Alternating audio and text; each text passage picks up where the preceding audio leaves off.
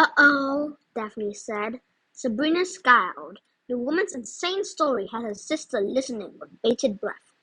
By that time, Jacob had passed away and Wilhelm was left alone to convince the ever-afters that there was nothing to worry about from the neighbors, but many believed it was just a matter of time before they could be forced to move again.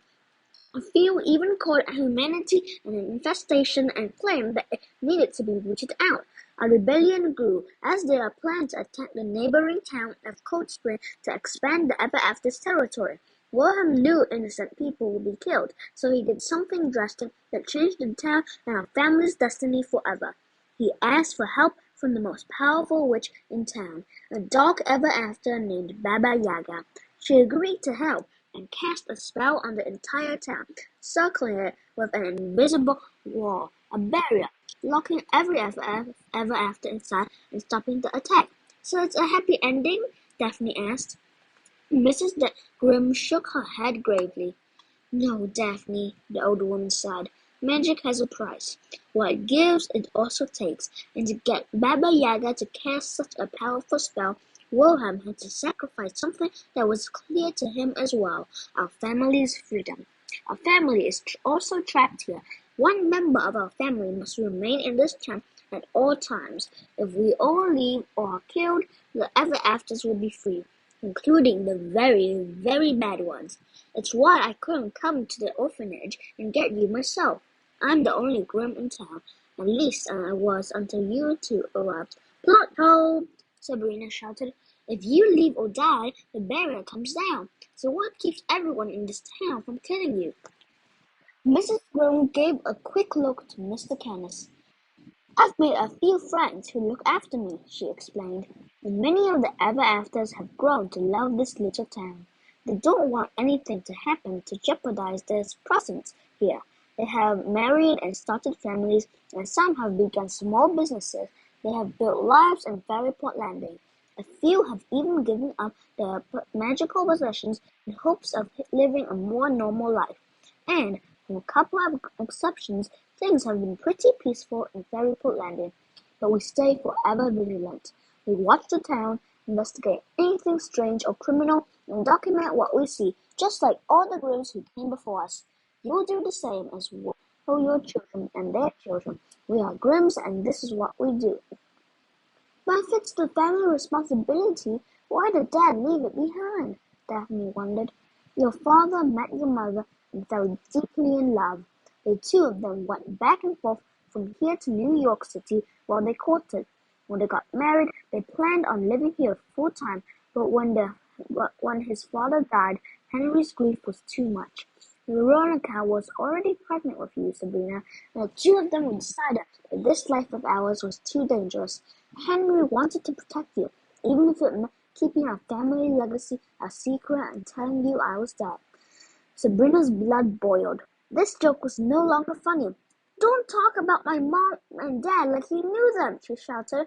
You are not our grandmother. Our grandmother died before we were born. My dad told us so. Henry lied to you, Liebling. My father never told a lie in his life. Sabrina was furious. The old woman laughed. It sounds like he had more from you than a family history, Liebling. I suggest you take a look at our book and get to know the cases as best you can. Right now, I have some things to take care of upstairs.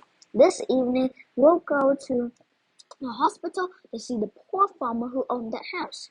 We'll investigate this crime as the Grimms have always done. I don't expect you to believe what I'm saying, Liebling. I know it's a lot to take in at the moment. Perhaps Mr. Appleby will give you the proof you need to help you believe me. When you do, we will prepare you for what lies ahead. We are Grimms, Sabrina, and this is what we do. She vanished up the stairs with Canis in tow. The girls could hear her jangling keys and knew she was opening the off-limits room with the mysterious houseguest. She's a lunatic, Sabrina whispered. She is not, Daphne cried. What's a lunatic? Someone who can't tell the difference between a kid's story and the real world. Daphne, we can't stay here. You want to run away again? What if I don't want to go this time? You don't get a say. Mom and Dad put me in charge when they were around, and you have to do what I tell you to do. You're not the boss of me. Daphne crossed her arms in front of her chest and huffed indignantly. "We're out of here as soon as I see a chance," Sabrina declared. After a dinner of purple meatloaf smothered in a pungent sauce that Daphne swore tasted like pizza, they were off to the hospital with Mr. Kenneth again driving. Sabrina's stomach was grumbling, but she had once more refused the old woman's cooking. Even if her theory about poisons in the food was contradicted by Daphne's continued survival, she wasn't going to risk it. Once they arrived at the hospital, Mrs. Grimm said to the children, "Okay, let's review what we know so far. It's important for detectives to review their clues. First, a farmhouse was destroyed by what appears to have been a giant's foot. A footprint surrounded the destruction. Second, a giant beanstalk leaf was found in the sea, a definitive sign of a giant that it has been touched by a giant." "How do you know that?" Daphne asked. "Because Elvis smelled his scent on the leaf." "How does Elvis know what a giant smells like?" "Because," Mrs. Grimm said, pulling the brown fabric out of her handbag that she had held under the dog's nose that morning, "he smelled this. It's cloth from a giant's trousers. Take a sniff." Daphne smelled the piece of cloth and looked as if she might be sick. "Egad!" Sabrina declined the offer. "Everything has its own particular smell. The giants are really stinky," the old woman explained. "Everybody and everything they touch will stink like them too." Sabrina shook her head and rolled her eyes. "Of course, there's also the lens cap from a video camera we found on the hill overlooking the farm," the old woman continued. "My guess is the criminal wanted to videotape the giant when he arrived, but I'm still not certain why. And lastly, Mayor Charming showed up and Is Mayor Charming an ever after?" "Why, yes, Liebling. He's Prince Charming." The little girl squealed in delight. "We met a celebrity!" Mrs. Grimm chuckled and then broke into a full laugh when she noticed the scowl on Mr. Kenneth's face. "As I was saying, Mayor Charming strolled up and tried to get us to quit our investigation," Mrs. Grimm continued. "If the house had really just fallen down, like he said, he wouldn't have wanted to come by and check on it. He knows something he's not telling us. When he first showed up, he was angry that someone he called the Three hadn't done a good job cleaning up the place." Daphne offered. "The Three isn't a person. They're a coven of witches. Glinda the Good Witch, Morgan Le Fay, and the Gingerbread House Witch, Frau Pfefferkuchenhaus. They work for the mayor as magical advisors, but what they really do is sweep trouble under the carpet." "I thought you said the ever afters gave up their magic," Sabrina snapped, hoping she had caught the old woman in a lie. "No, I said some of them did. I'm sure there's plenty of stuff hidden away in closets and attics all over Fairyport Landing," Mrs. Dream replied, "including, apparently, a magic bean I wasn't aware even existed. Let's go inside." Fairyport Landing Memorial Hospital was tiny, at least compared to the giant skyscraper hospitals Sabrina was familiar with in New York City. It had 2 floors and no ambulances in front of the emergency room door. They left Mr. Kenneth's car and, as they headed out inside, passed a short, squat man with 2 huge companions waiting by the hospital door. They were impeccably dressed in expensive suits, perfectly tailored to fit their extreme frames. The short man stared at Sabrina, sending a flash of heat to her face. "We look like idiots," Sabrina thought, as she tried to tuck her high-water pants down a little. Inside, doctors and nurses rushed around the brightly lit hallways, a place smelled of cleaner and antiseptic. The 3 groups managed to maneuver through the chaos and approached the information desk, where a portly receptionist sat talking on the phone.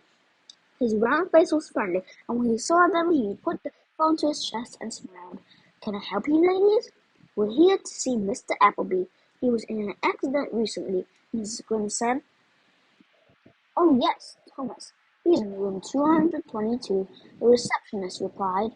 "Popular fellow, yet he just had 3 visitors." Mrs. Grimm cocked an eyebrow. "Indeed? Where do I sign in?" The receptionist handed the old woman a clipboard and she signed her name. Before she handed it back, she quickly pointed out 3 names on the list to the girls: a Mr. William Charming, a Mr. Seven, and a Miss Glinda South. She rushed the girls down the hallway and through 2 double doors, then made a left, stopping in an elevator. She impatiently pushed the up button several times. "Why are we rushing?" Sabrina asked. "Because Charming is here to erase the farmer's memory," the old woman said as the elevator door slid open and they stepped inside. "To do what?" Sabrina cried, but Mrs. Grimm ignored her question. They got out on the second floor, found room 222, and hurried inside. On the bed was Thomas Appleby, a weathered old man with his left arm in a sling. His right leg was encased in plaster and held above the bed by a pulley system. Sabrina winced at how painful it looked, and thought he was lucky to be asleep. Standing over him were Mayor Charming, Mr. Salmon still wearing his insulting hat, and a woman wearing a diamond tiara and a silver and gold dress. She was slowly emptying a bag of pink dust onto Mr. Appleby. When she saw Mrs. Grimm, she dumped the entire contents out all over the mat and shoved the bag into her purse. "Glinda!" Mrs. Grimm cried. "I thought you were supposed to be a good witch." Glinda's face flushed bright red. "We all have to pay our bills, Red-Eye," she said as she lowered her head and quickly made her way to the door. "Save your indignation," Charming added as he and Mr. Sam followed. "This is part of my job." "Oh dear! Appleby will never be able to tell us anything," Rhoda Grimm said loudly, as if for the benefit of Charming and his team. "Without an eyewitness, we're never going to get to the bottom of this mystery." She looked at the girls and pressed her finger to her lips so they would be quiet. After several seconds, she poked her head out of the room. "They're gone." "What are we doing here?" Sabrina asked. She didn't feel comfortable waiting around in the hospital room of a man she didn't even know, especially since people were dumping what looked like the contents of vacuum cleaner bags all over him. "We're waiting." "For who?" Daphne asked, but no sooner had she said it than a thin, pale woman with gray streaked black hair entered the room. "Can I help you?" she asked, eyeing the older woman and the girls with some suspicion. "Mrs. Appleby, I'm Rhoda Grimm, and these are my granddaughters, Sabrina and Daphne. We heard about the accident." "Are you all right?" Mrs. Grimm asked. "Oh, I'm fine. Thank you for asking. Do you know my husband?" "No, but I happen to do a little detective work from time to time, and I was thinking I might be able to help. How is he?" Mrs. Appleby gazed down at the injured man and smiled sadly. "To be honest, I'm a little worried about him. He was raving earlier. He told the wildest story. The doctors gave him a sedative to calm him down. Wait a minute, he's waking up," she said as he began to stir. "Thomas, how are you feeling?" Mrs. Appleby asked as she sat next to his bed and rubbed his left hand. "Deborah, who are these people?" the farmer asked his wife. "They were the police," Mrs. Appleby replied. Mrs. Quick stepped forward.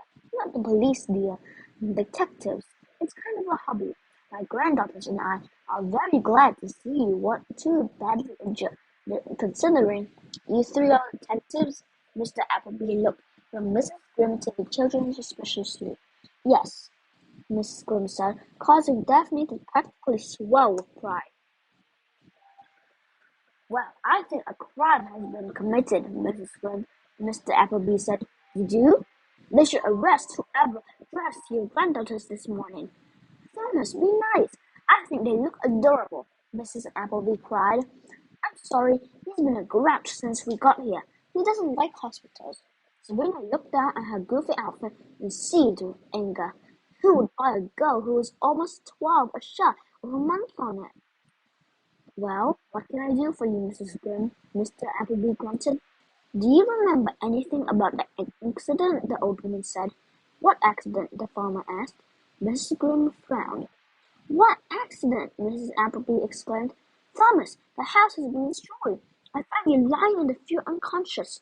You don't remember?" "I don't know what you're talking about. There's nothing wrong with the house," Mr. Appleby argued. "Oh dear, the painkillers are really doing a number on him," Mrs. Appleby